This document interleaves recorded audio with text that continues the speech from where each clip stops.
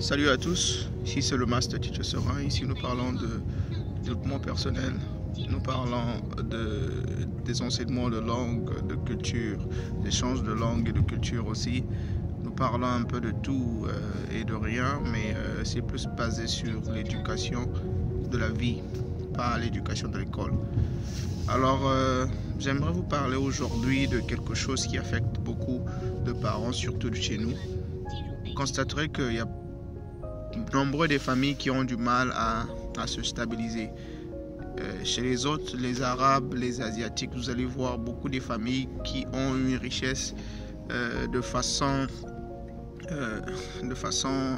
éternelle, qu'ils ont construit de génération en génération.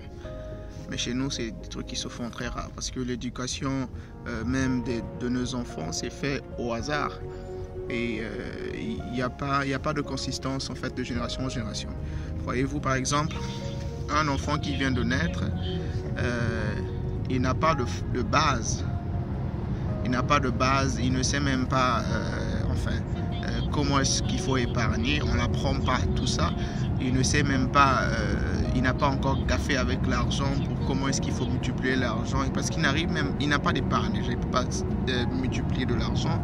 Il ne peut pas être exposé à des sommes qui pourront être assez colossales pour qu'il puisse le perdre, puis savoir comment le récupérer. Et tout ça, ça ne s'apprend pas chez nous. On vit juste au hasard. Bien.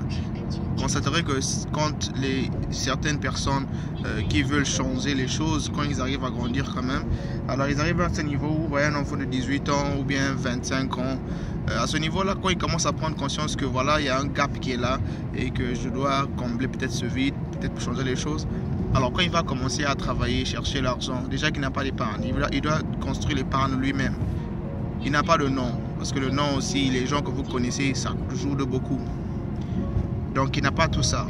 Quand il va se battre pour l'épargne et tout, à ce niveau-là déjà, parce que vous savez, dans la vie, il faut arriver à un certain niveau où vous ne travaillez plus pour l'argent. Il faudrait que l'argent puisse travailler pour vous.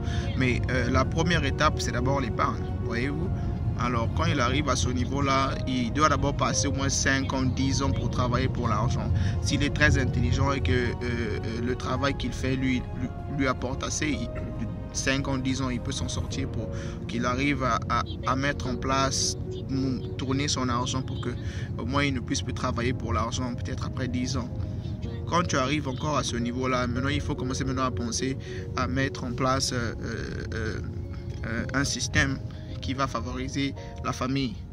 Parce que c'est ce que les autres font, ils ont des entreprises familiales, ils ont des banquiers, ils ont de ceci, de cela, des médecins de la famille, tout ça de génération en génération. Donc, vous allez commencer maintenant à construire ce système-là pour les enfants qui viendront après. Chez nous, souvent, le désordre qu'on fait, c'est que déjà, les parents ont rien construit. Toi, si tu viens encore mettre au monde beaucoup des enfants, tu ne mets en place rien pour eux. Et c'est vraiment triste.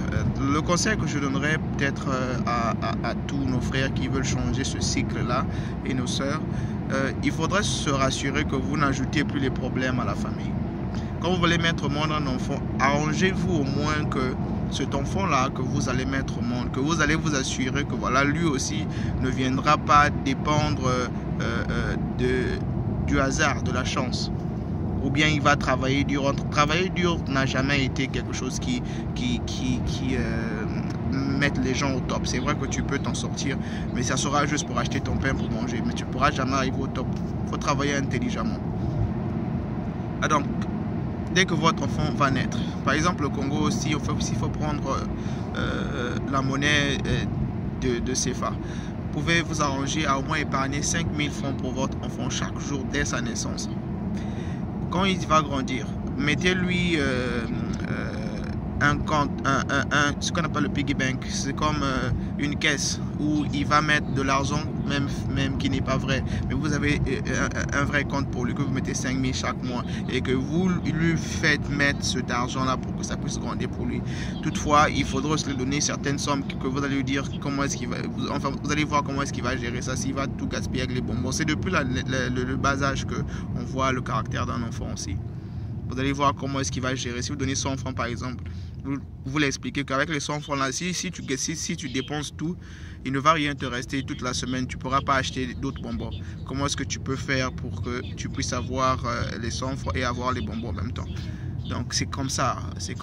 Et quand il arrivera, imaginez si vous l'avez épargné 5 000 francs chaque mois, quand il arrivera à 18 ans, il sera à mesure d'être indépendant. Sans vous, il pourra louer un appartement. Comprenez? Donc bien de choses à vous et j'espère que ce message passera pour nous les jeunes qui voulons changer des choses. Bien de choses à vous, à la prochaine.